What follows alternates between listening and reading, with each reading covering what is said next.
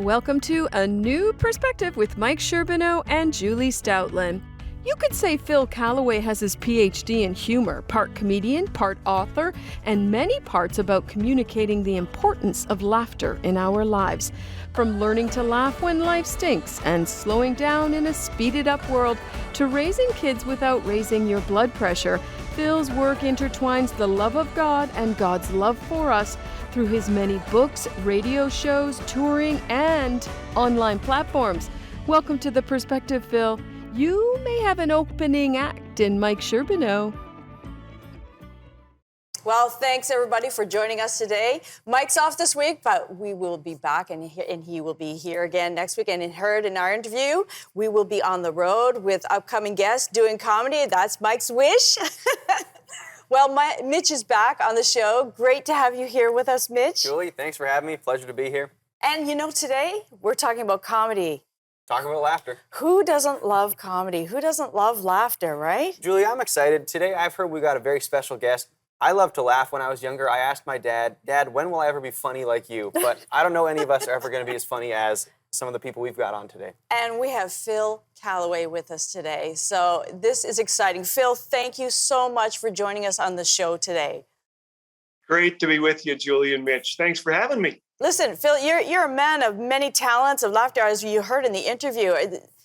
You've written 27 books. That just blew my mind right there. Like, wow, why is laughing such an important part of your work?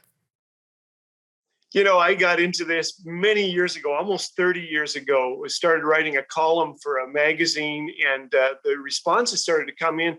And my wife had just said, tell stories. You know, your family was funny, tell stories. And so I began to do that. A publisher in the U.S. got a hold of me, said, would you write a book? And I thought, what? And so that's what they wanted. And I guess it's almost 30 now. And I've just written them basically one paragraph at a time. And these little 10-ounce missionaries that go out in many languages. And it's just, it's blown me away. No one's more surprised than my wife and myself. But you know, I know myself that when I hear someone speak, when they share a personal story, that always sticks with me so much more. So the fact that you've used so much of your own personal stories and you've put a humorous twist to it, that really, really touches the hearts of people. And I think it's so powerful. And obviously, you've had an amazing career for over 30 years and you're continuing to touch so many people. So thank you for doing that. So Phil, let me just jump right in and ask it. How are you able to take... Oh, I'm sorry, go on. No, it's just been one of the greatest pleasures of my life, Julie. And yeah. I keep waking up in the morning and thinking they're gonna get on to me and they're gonna come and tell me you have to do something else. Come on. But people still want me to do this, so it's a blast. Yeah. Right on. So Phil, how do you do this? Because I've seen you speak at all sorts of different conferences, teachers' conferences, women's conferences. You speak to folks who have various illnesses. Yeah. How are you able to speak to people in very serious, difficult situations and still make them laugh? How do you do that? I think it comes from what you're going through yourself. My wife and I began to go through very difficult stuff in the midst of my comedy career. Here I was writing books on humor, and suddenly my wife began having seizures. And so, you know, how do you learn to find joy at times like these? It's been quite a challenge. And yet, you know, when you have a deep faith that's rooted in hope, the hope of the gospel that Jesus loves us, it makes all the difference. And so laughter truly is the best medicine. You know, they keep it under the counter, though, for many of us. And I spoke to a lot of people dealing with just horrific stuff, things that they're going through. Many of them family members who were murder victims. How in the world does comedy figure into this? Well, you start laughing together and it draws you together. But if it comes from someone who has been through difficulty, people are much more likely to listen. And so that's what we do. You know, the average child laughs, they say 200 times a day, but by the average adult, we are down to about 4 laughs a day. Well, where did we lose 100 laughs? I think you know, Julie and Mitch, you know that tough stuff crawls into our lives. And if we can find joy there, then we've got a leg up on life. And I think that's the point, is that trying to find that joy. And you're right, as adults, we don't seem to laugh as much. And I'm just thinking about when you mentioned about the people that have, lost lives and have so much pain. How do we as adults find an easier way to just make ourselves grab a hold of that joy and reach out to somebody who's hurting, instead of just being pulled down by them, but being able to share something and feel like this is humorous, we want to lighten the mood? How do we do that for some of us that may feel awkward? Great question. I'm not always certain. I have this kind of incurable optimism. I'm just glad to be alive when I get up in the morning. I know the cost of living is higher than ever these days, but it's still a popular thing to do, surviving, living. And I think gratitude is one of the biggest keys to this whole thing. I am just, increasingly, I'm a grateful person, but that is a choice that we make. I can't always choose joy, but I can choose gratitude. Last year I went into a bank with a mask on and wasn't arrested. I'm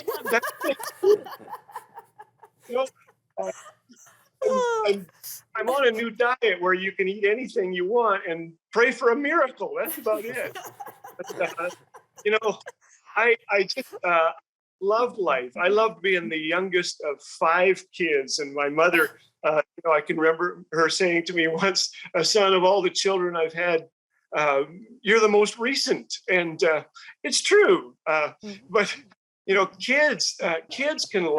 I've written this book on Laugh Like a Kid again. They can laugh because, for one thing, vitamins taste good to them. They have different vitamins than we do. Have you guys had? Yes, they do taste better. Gummy bears, strawberry flavored gummy bears. Come on. You get to be about 12. Your parents give you vitamins that taste like chalk. And it's true. We start laughing. We really do. So it's, I've got to laugh. I have 13 grandkids now. 13. Wow. 13. Someone said to me, are you Catholic or are you Mormon?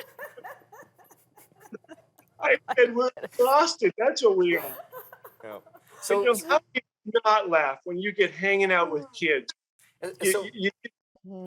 Phil, how do you understand this? What do you say to the person, you said, I've got a natural optimism, part of it's gratitude. What do you say to the person who's listening to you? They say, man, I want to laugh, but I just feel so low right now. It's hard for me to be thankful. What's the first step? If a person says, I want to be thankful, I want to be optimistic, I'm not sure how to do it. What do we do?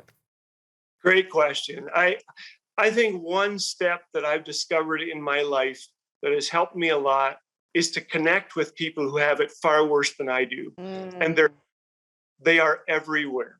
I was going through this thing of my first migraine hit me, and I was lying in the dark. Everything else, to be in any light hurt. And I went in there and I was lying on our bed, and I decided I'm going to call my nephew, Ryan, who's dealing with cancer. And we had an amazing conversation. And I got thinking, so many have it so much worse than I do. So get hanging out with people who are in different situations, and gratitude will come. You start realizing, Lord, thank you that I don't have cancer. Thank you. I was complaining about, I don't know if you two complain about stuff, but I do. Yes, I do. Yes. My hand is too chubby to shove into the Pringles chip container, so I have to tilt the container. That's a real problem for some. To my wife the other night, my electric toothbrush died, and now I have to move my arm. Life is hard. But we start to find people. Let me tell you a very brief story that absolutely, it transformed my life. I hate to use that, but it did. Down in Sacramento, California, a Women of Faith conference on a weekend was oversold by 1,500 seats, which is a problem. They conscripted all kinds of volunteers to call everyone coming and apologize on behalf of the organizers, because they were going to have to sit in smaller chairs. Their necks were going to be craned sitting close to the platform, And so 1 hour into that conference, the complaints began to arrive. There was an avalanche. They asked the next speaker, will you please apologize again on behalf of the organizers? And she said, sure. Her name is Johnny Erickson Tada. Oh, I love her. Paralyzed at the age of 16 in a diving accident. She said, sure. Picture this. She was wheeled onto the platform, paraplegic, and sat before these ladies, and she said, I understand some of you aren't comfortable sitting in the seats you're sitting in tonight. Oh. Well, neither am I. And she said, Wow. She said, I have thousands of friends who would give anything to sit where you are sitting, if just for tonight.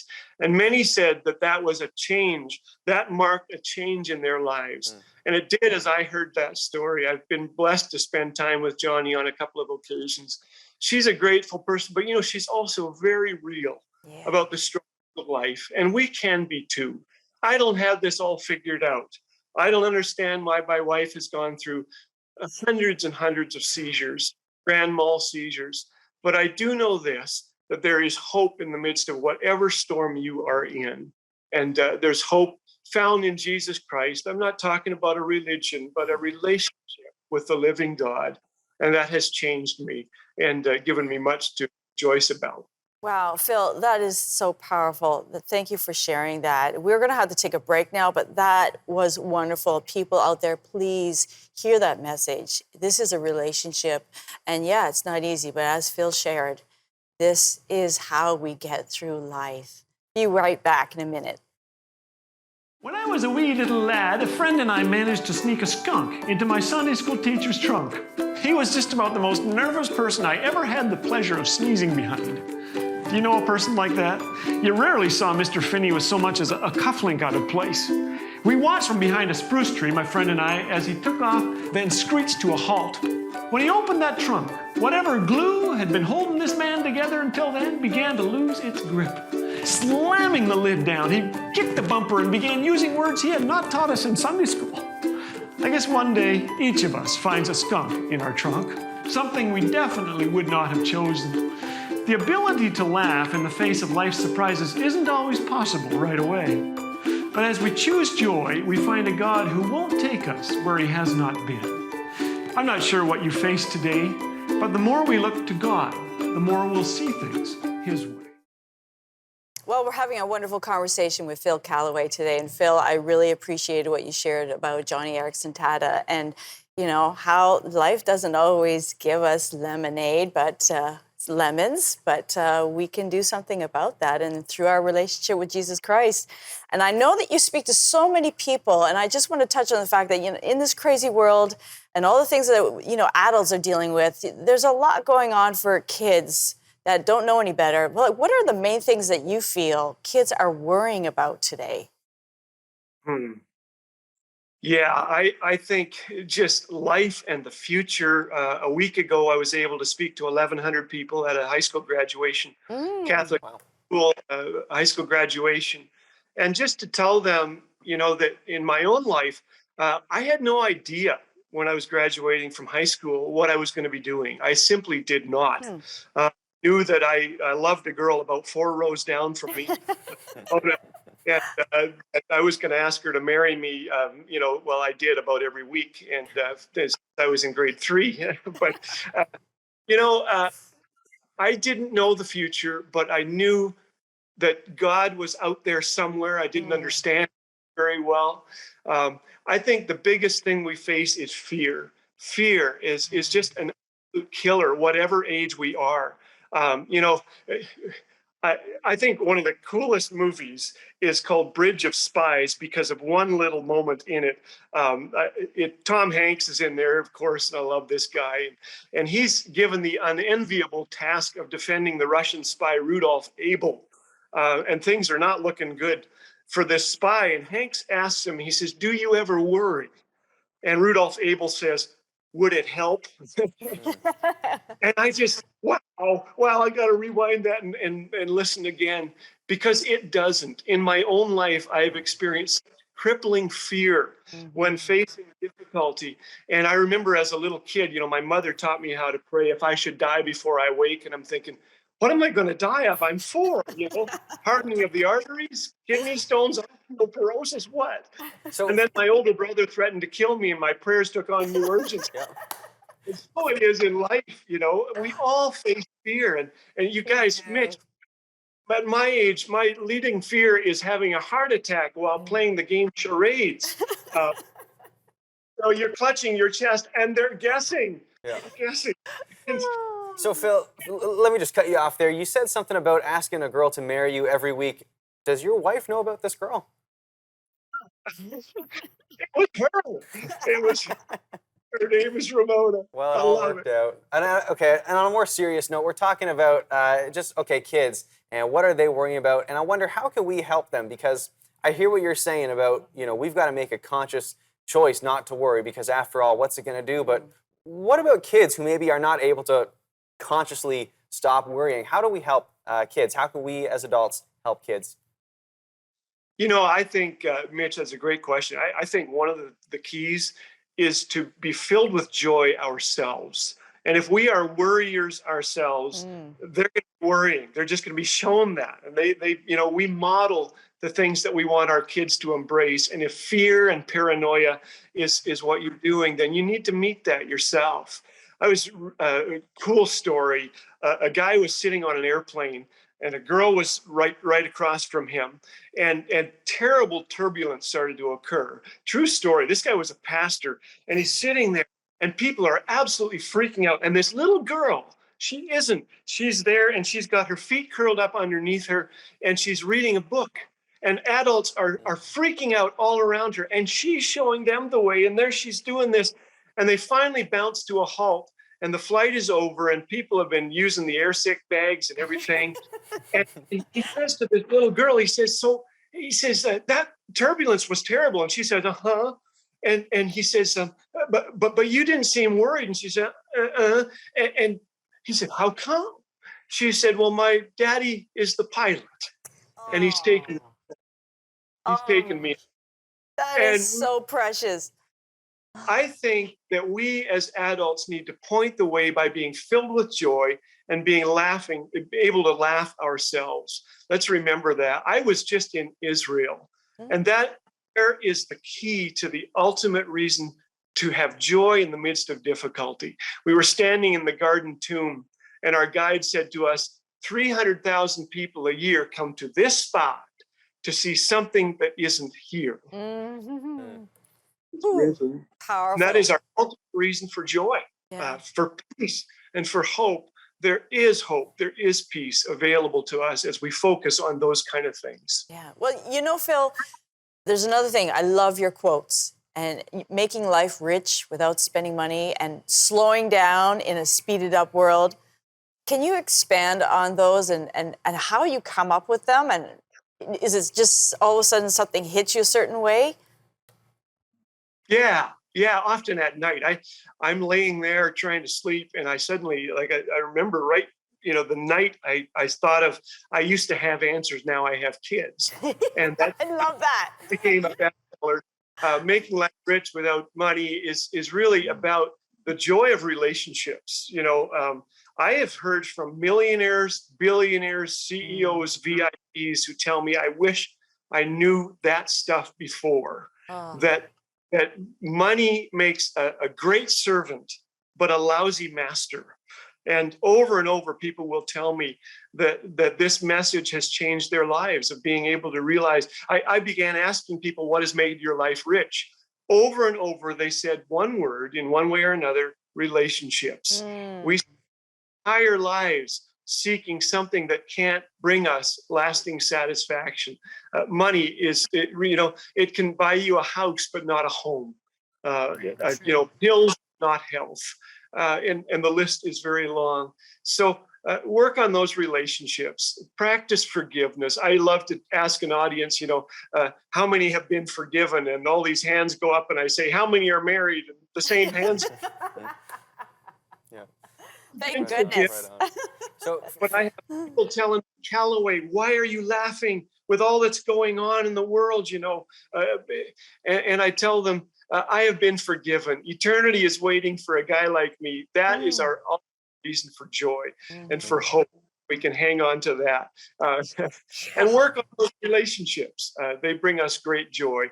My grandson, Andre, just looked at me the other day. He said, Grandpa, you're bald. He said, you look extinguished.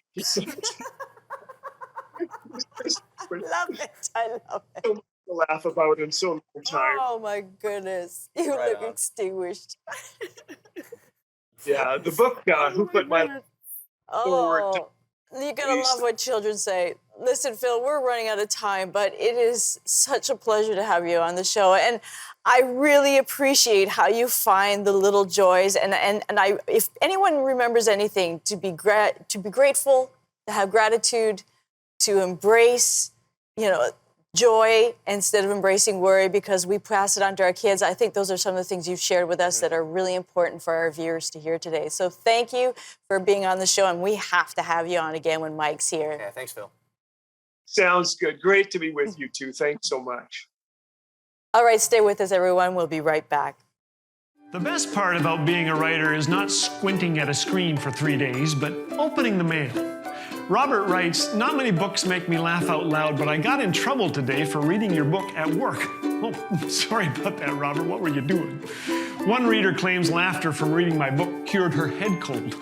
Cool. Sounds like a headline. Book cures head cold.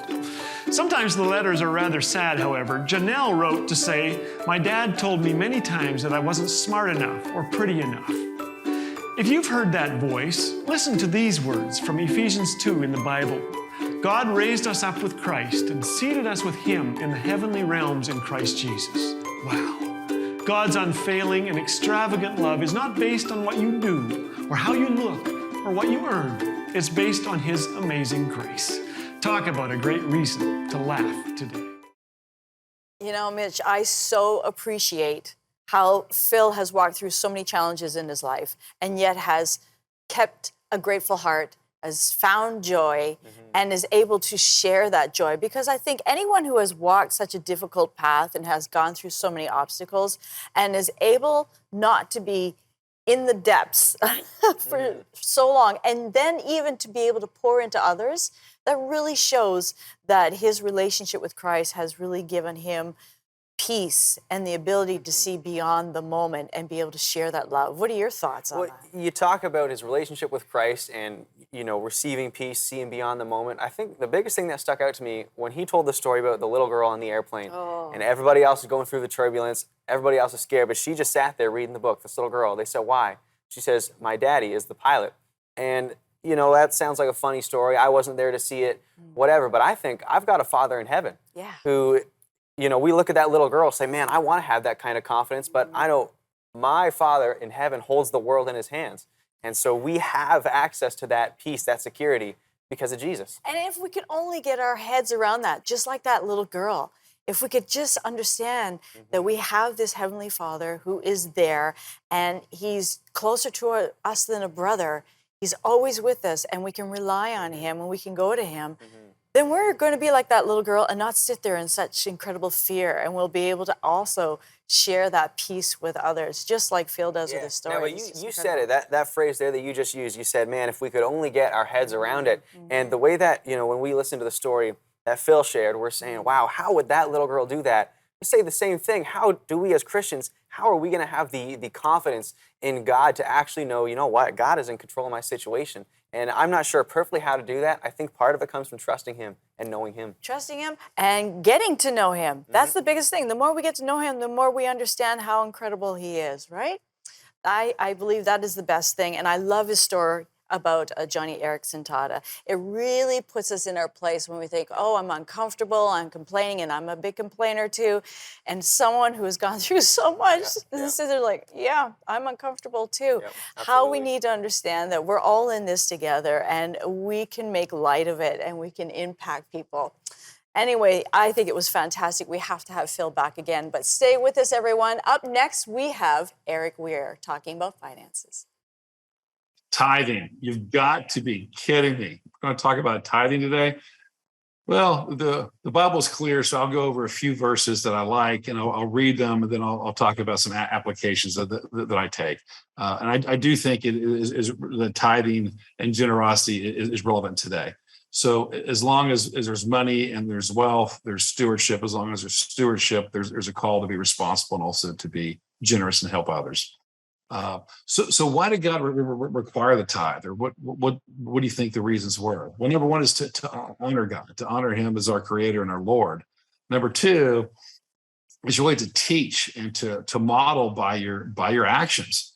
If you look at Hebrews 13:16, it says, "Do not neglect to do good and to share what you have, for such sacrifices are pleasing to God." That's Hebrews 13:16. Another way is just to remind us that everything that we have belongs to God.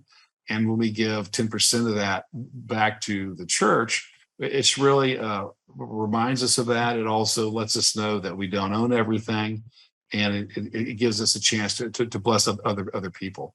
It also helps to advance Christ's work and the work of the church, and giving back and helping with programs in the communities and helping people who are less fortunate. There's so many applications of wealth and how it can be stewarded. And of course, there are always examples of people not doing great things with it as well. But as a giver, I think it's an opportunity for us to be involved, and to be involved not only financially, which is the easy part, but also to help your communities and to help your churches to actually facilitate and help people. Another one is to be a blessing. It's really a blessing to those who give, and it's a blessing to those who receive. I read this morning that Warren Buffett's worth approximately $100 billion. And he said that within 10 years of his passing, he wanted all 100 billion to be given away to help people across the world. So think about that. Here's a man who is one of the wealthiest men in the world, and his desire is to give all of his wealth away. So I see generosity and the principle of the sowing and of the harvest among many, many people, and way outside of just the Christian community. And also in Malachi 3:8, it says, "Will man rob God? Yet you are robbing me." But you say, "How we rob you?" In tithes and offerings. That's Malachi 3:8. So it's in the Old Testament. It's in the New Testament. When we think of generosity, think of honoring God, thinking of creating humility and gratitude in our life, creating opportunities and resources for the church and others to use. And also remember the law of the harvest. There's really nothing that we do that doesn't have an impact that affects other people. And if you think about all of us will leave a legacy and an impact on those around us. And being thoughtful about what that will look like for you is oftentimes a great way to start. And as you begin to think about your own personal journey to giving and generosity, but money is important. It's mentioned over 2,300 times in Scripture. So being a steward of it, being responsible with it, but also having a portion that you honor God with and that you give back is equally important.